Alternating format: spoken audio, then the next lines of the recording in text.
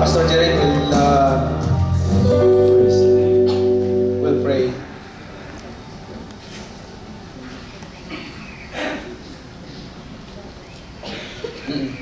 Father, we thank you, Lord, for this wonderful evening that you've blessed us with. We thank you, Lord God, that this is the day that you have made. And we're here tonight. This is not an accident. This is not a coincidence. We're here tonight because there is a purpose from the kingdom of God. And so, Lord, we thank you that tonight the Holy Spirit is here to lead us, to teach us, and to guide us. We thank you, Lord God, that your voice from heaven will be heard here tonight. Thank you, Father, for instructions, for directions, and for wisdom. I give you praise, Father. Take charge of this place. And we declare that no weapon formed against this place or this time shall prosper. We give you all the praise in the name of Jesus Christ, we pray. And everybody said, Amen.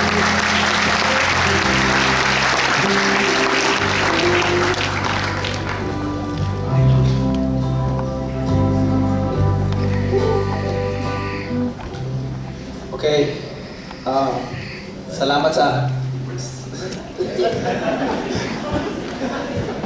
sa aking mga choirs, including my wife. And of course, Pastor Jerry and Pastor Boy. Thank you.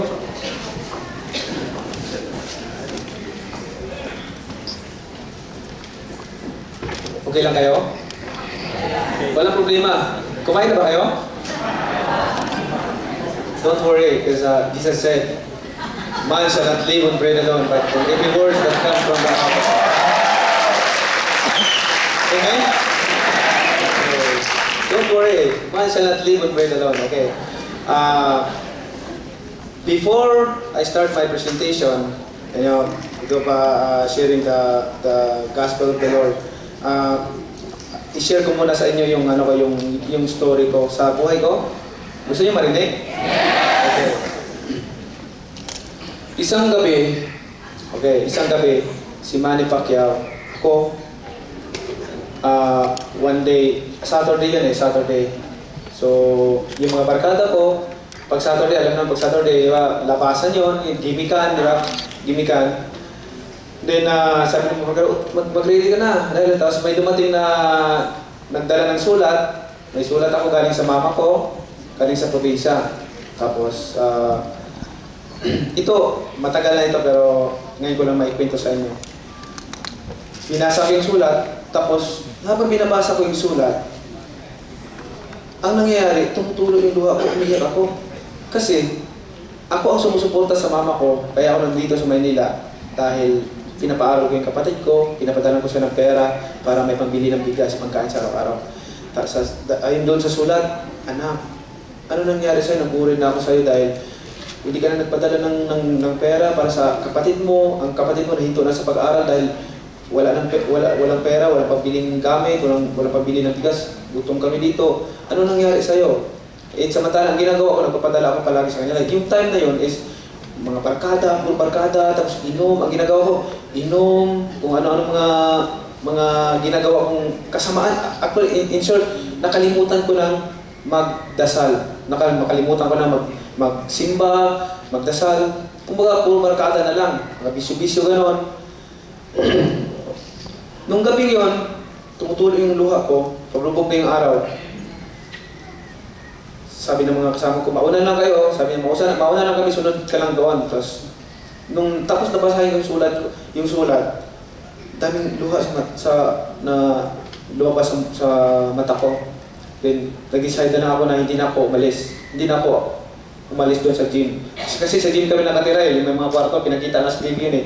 May mga kwarto doon sa baba, gym na yun, doon kami nag-ensayo. So, in short, ako lang nag-iisa doon sa gym nung gabi yun. Dahil lumabas nga sila.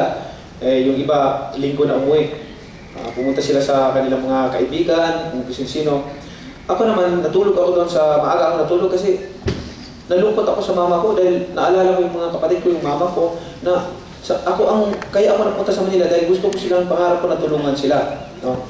Isang gabi, yung gabi yun, alauna ibigyan ng madaling araw. Alam mo, nasa ano daw ako, wala akong makita dito sa mundo na ganong kagandang mga gubat na nasa ilalim ng gubat ako, nakalungkod ako, tapos umiiyak ako. Nakalungkod ako nung tiningnan ko paligid.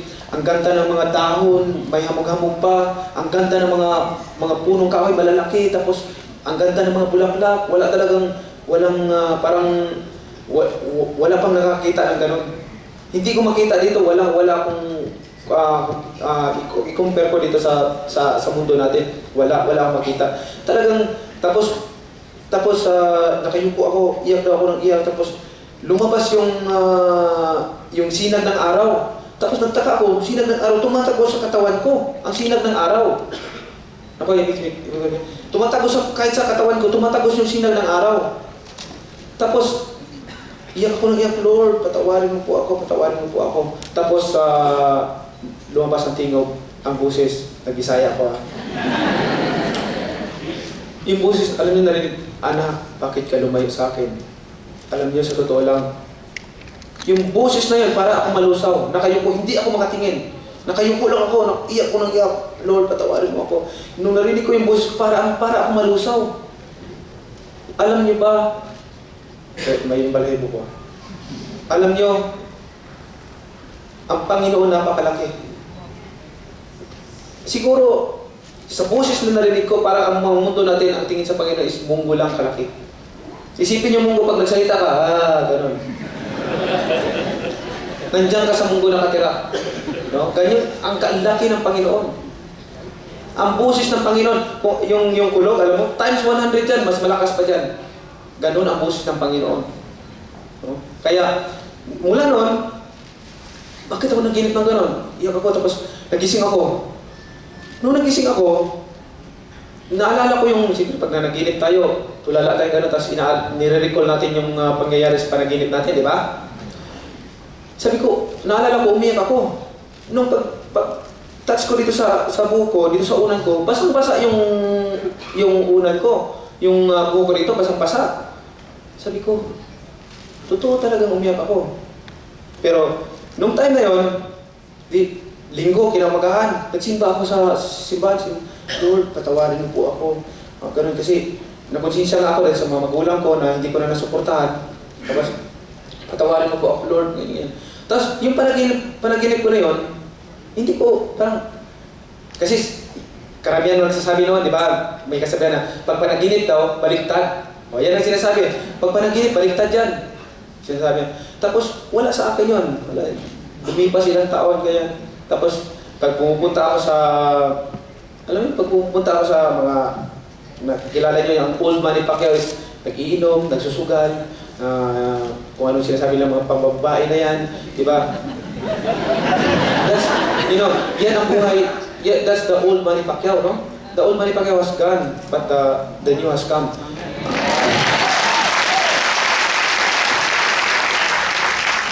Ngayon, laging yung panaginip ko po na yon is hindi ko, paniniwala ko lang.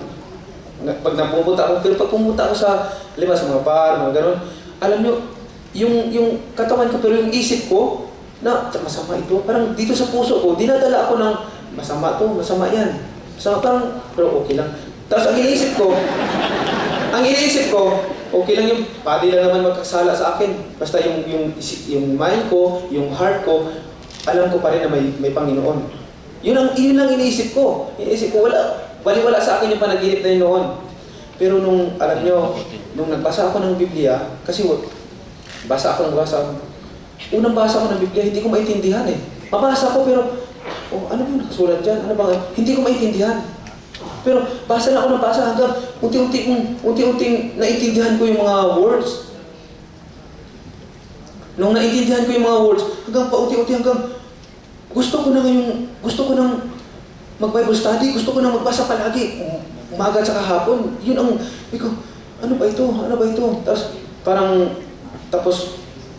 ang feeling ko, pag hindi ako nakapagbasa ng Bible isang araw, parang hindi kumpleto.